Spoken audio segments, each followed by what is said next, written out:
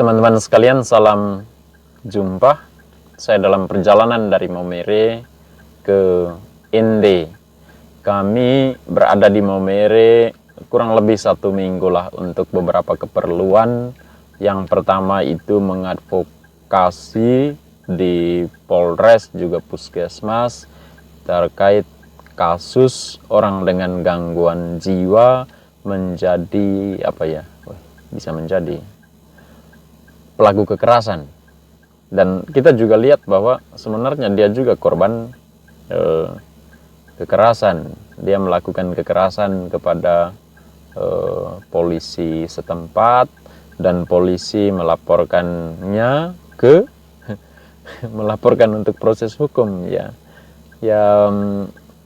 Sekarang kasusnya sedang berproses. Kita coba ketemu Kepala Satuan Reserse Kriminal Polres Sika untuk kita diskusikan 1-2 hal tentang proses hukum kasus itu. Setidaknya yang kita bicarakan adalah hak hukum penderita gangguan jiwa itu dipenuhi,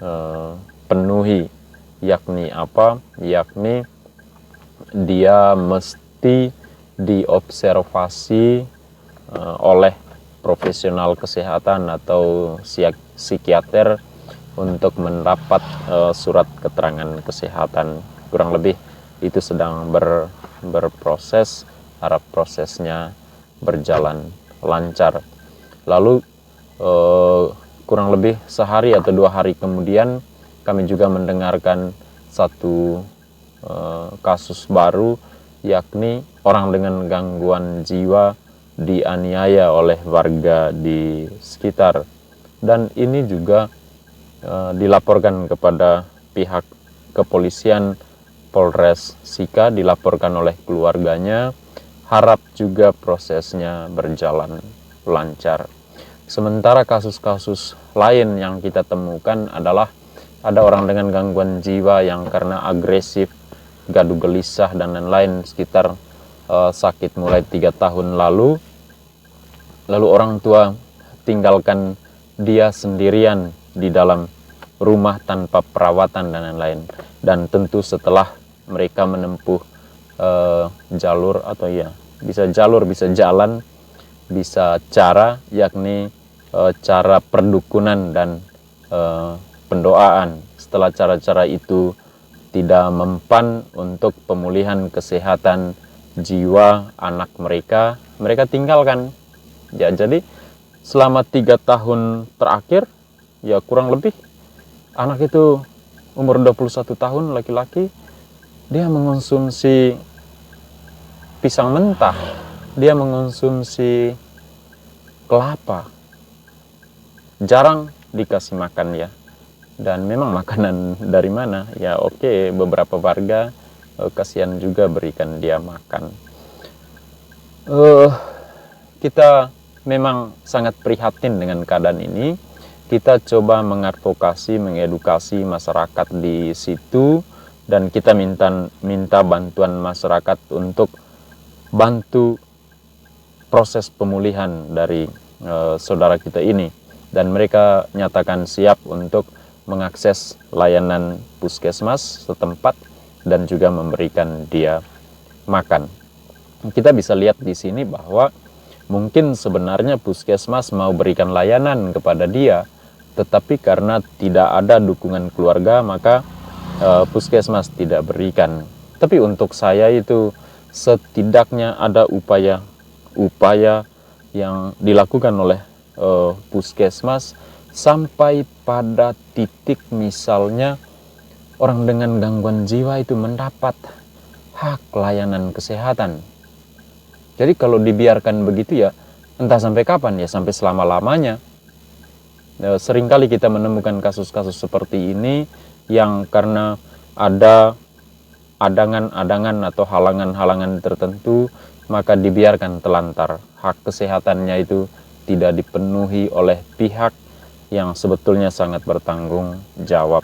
Demikian juga di sekitar kampung itu kita menemukan ada satu penderita gangguan jiwa yang sudah putus obat sejak tahun 2020, setahun lebih 1 bulan, tidak lagi mengonsumsi obat hingga sekarang.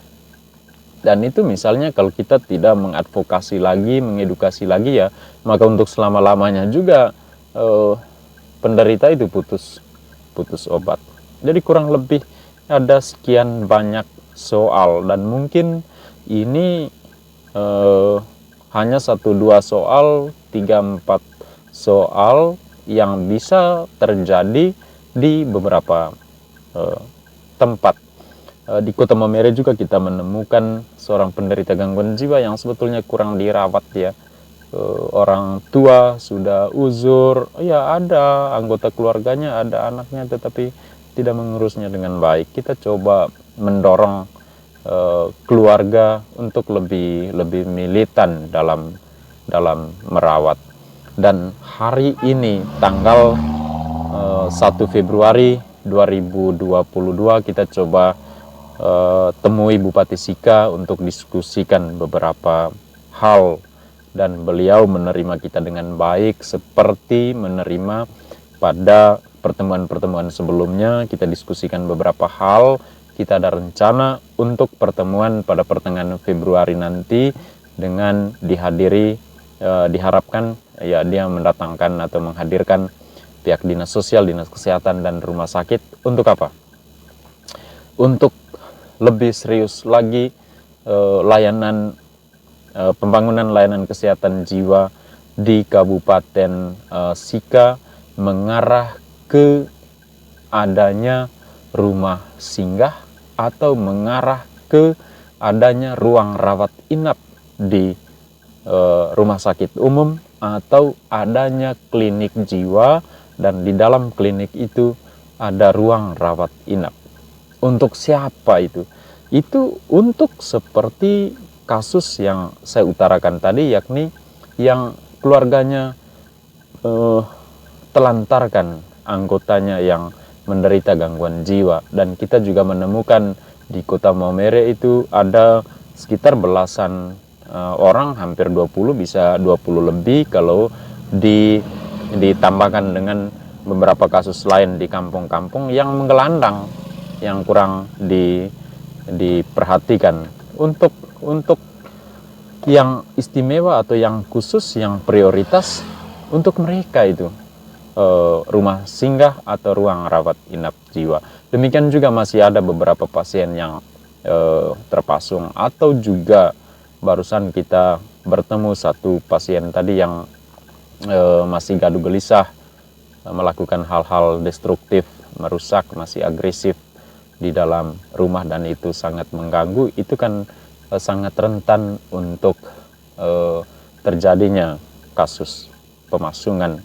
Adanya ruang rawat inap jiwa tentu kita dorong kepada pemerintah Kabupaten Sika, kepada Bupati Sika untuk segera membangunnya atau mengadakannya. Dan dengan demikian saya kira layanan kesehatan jiwa di Kabupaten Sika akan lebih baik ke depan. Terima kasih teman-teman, salam sehat jiwa, salam belum kalah. Doakan untuk perjuangan dan saling mendukung untuk perjuangan layanan kesehatan jiwa, bukan hanya di Kabupaten Sika tetapi di Pulau Flores dan lebih luas lagi ya di Provinsi Nusa Tenggara Timur. Salam belum kalah.